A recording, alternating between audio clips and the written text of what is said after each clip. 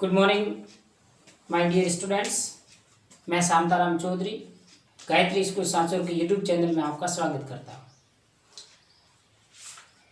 आज अपन कक्षा 12वीं का जीव विज्ञान बायोलॉजी का चैप्टर पहला पार्ट फर्स्ट आवर्त बीजी पादपों में जनन या एंजियोस्पर्म पादपों में जनन के बारे में पढ़ेंगे।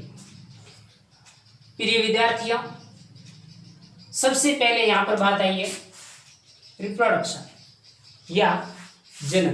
तो जान लेना चाहिए कि जनन क्या है और जीव जनन क्यों करते हैं, इसको जीवों को जनन की आवश्यकता क्यों पड़ी।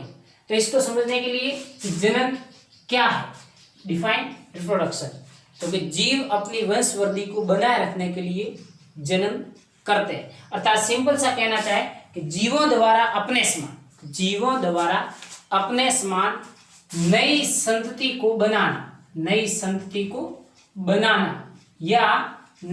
को बनाने की इस प्रक्रिया को रिप्रोडक्शन या जनन कहते हैं।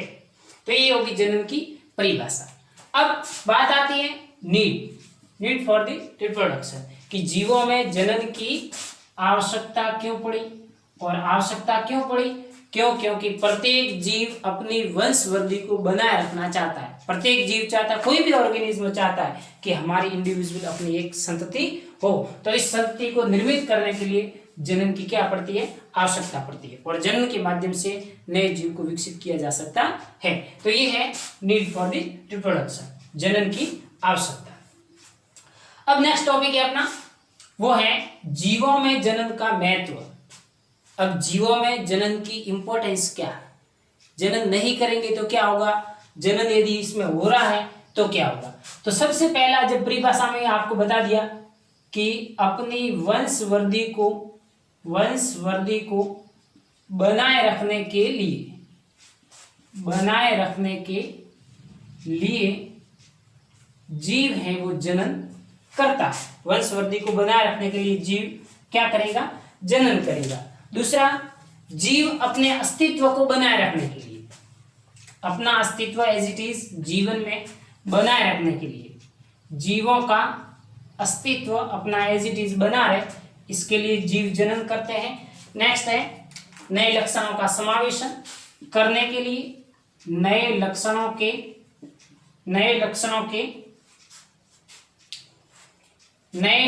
के समावेशन के लिए।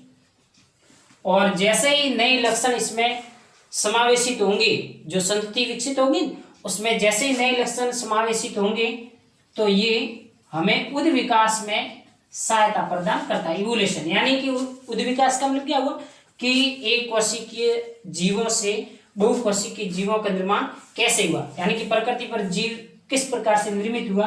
तो जैसे ही जीव जनन करेगा तो नए लक्षण इसमें इंप्रूवमेंट होंगे और नए लक्षणों के इंप्रूवमेंट के माध्यम से उद विकास की संभावना है व्यक्त होगी, जिसके माध्यम से उद विकास में ये हमें सहायता प्रदान करने का क्या करता है?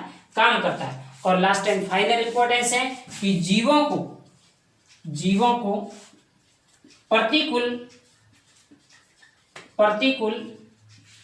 वातावरण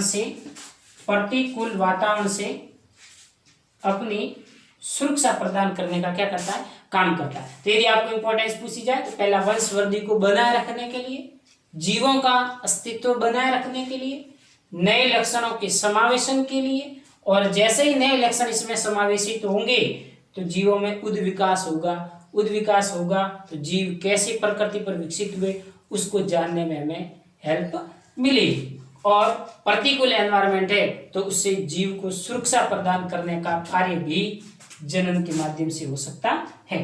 तो ये दो चीजें आपको बताई, जनन की परिभाषा और दूसरा बताया जनन का महत्व।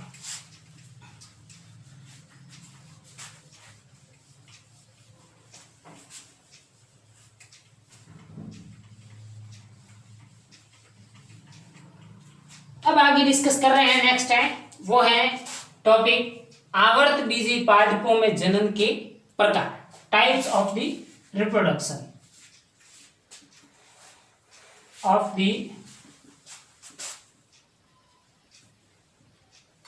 Reproduction in angiosperm plant. आवर्त बीजी पादपों में जनन के प्रकार। अब एक फ्लो चार्ट के माध्यम से आपको इस रिप्रोडक्शन को समझाने की कोशिश करेंगे हम। तो आवर्त बीजी पादपों में ये जो जनन है वो सामान्यतः 3 प्रकार से होता है। पहला है कायिक जनन, that is vegetative reproduction. Second अलैंगिक जनन यानी कि एसेक्सुअल रिप्रोडक्शन। और थर्ड लैंगिक जनन या सेक्सुअल रिप्रोडक्शन। अब एंजियोस्पर्म में आवर्त बीजी पादपों में इस 3 विधि के माध्यम से जनन की क्रिया संपादित होती है और इसी जनन की क्रिया के माध्यम से अपन नई संतति को, नए पादप को निर्मित कर सकते हैं। तो सबसे पहले अपन इसकी तीनों की परिभाषा आपको बता देते हैं ताकि आपके डाउट क्लियर हो जाए कि किसे सर आपने ये तो बता दिया कि ये 3 प्रकार का होता है, लेकिन ये होता क्या है ये भी हमें जानकारी में होना जरूरी है। तो सबसे पहले कायिक जनन की परिभाषा आपको बता देते हैं। क्या है कायिक जनन? कि कायिक जनन वह ऐसी प्रक्रिया है जिसमें मात्र पादप का कोई भी कायिक भाग है वो काम में लिया जाता है। पादप के कायिक भाग से नए पादप को विकसित करने की जो प्रक्रिया है उसे क्या कहते हैं? कायिक जनन। तो सिंपल सा शब्द समझ में आ गया कि कायिक जनन वह एक ऐसी प्रक्रिया है जिसमें मात्र पादप है, उस मात्र पादप का कायिक भाग लिया जा सकता है और उस कायिक भाग से एक नया प्लांट लेड पादप विकसित होता है, तो वो हो जाएगा आपका कायिक जनन। इसमें ध्यान देने योग्य ये बात है कि इसमें पादप का जो मात्र पादप से जो भाग लेना उसमें बीज के अतिरिक्त बहुत इंपॉर्टेंट चीज है। बीज के द्वारा होने वाला जनन है वो लैंगिक जनन की प्रोसेस के अंतर्गत आएगा। तो बीज के अतिरिक्त पादप के जो भी भाग काम में लिए जाते हैं उसके माध्यम से इस कायिक जनन को प्रवर्तित किया जाता है। तो ये होगी कायिक जनन की परिभाषा। अब कायिक जनन के अलग अलग प्रकार है, वो अभी ये दोनों की डेफिनेशन बताने के बाद मैं आपको बताऊंगा। दूसरा है एसेक्सुअल रिप्रोडक्शन या अलैंगिक जनन। अब अलैंगिक जनन में क्या होता है कि जनन की क्रिया में दोनों जनकों में से कोई एक जनक जनन की क्रिया में भाग लेता है तो उसे अलैंगिक जनन कहते हैं। 2 जनक कौन से होते हैं? एक होता है नर और दूसरा होता है मादा। तो ये दोनों जनक इसमें लैंगिक जनन की प्रक्रिया में भाग नहीं लेंगे, या तो नर भाग लेगा या फिर मादा, दोनों में से कोई एक जनक भाग लेगा। इस प्रकार के जो जनन की क्रिया होती है उसे कहते हैं अलैंगिक जनन।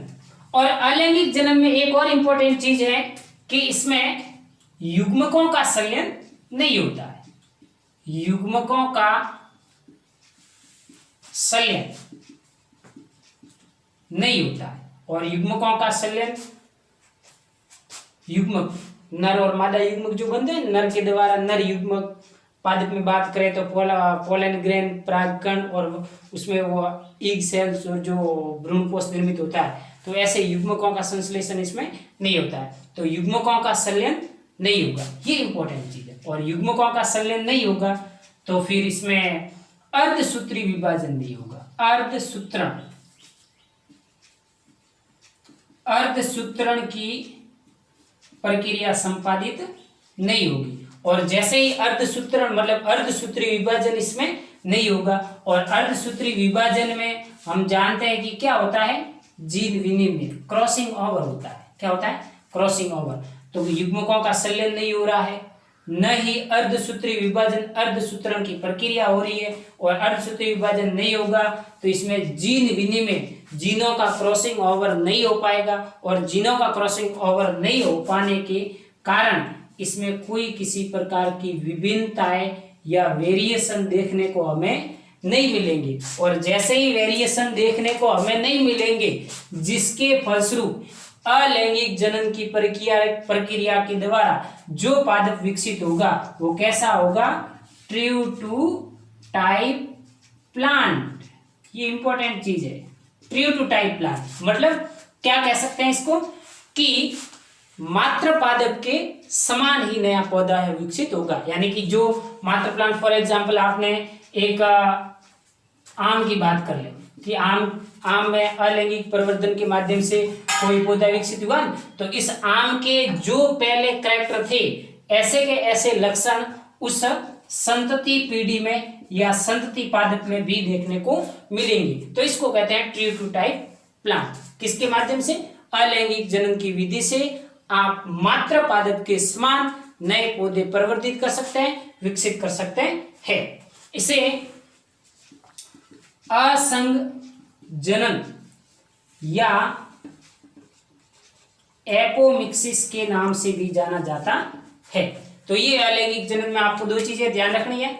दोनों जनकों में से कोई एक जनक जनन की क्रिया में भाग लेता है, युग्मकों का संलयन है वो नहीं होता है। तीसरा, अर्धसूत्री विभाजन नहीं होता है।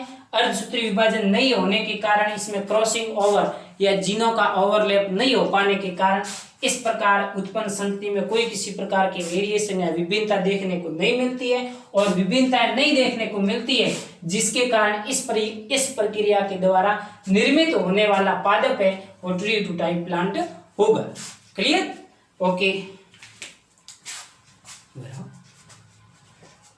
नेक्स्ट है आपका लैंगिक जनन। अब लैंगिक जनन की सिंपल सी डेफिनेशन क्या है? इसमें बताया था कि दोनों जनक में से कोई एक भाग लेगा।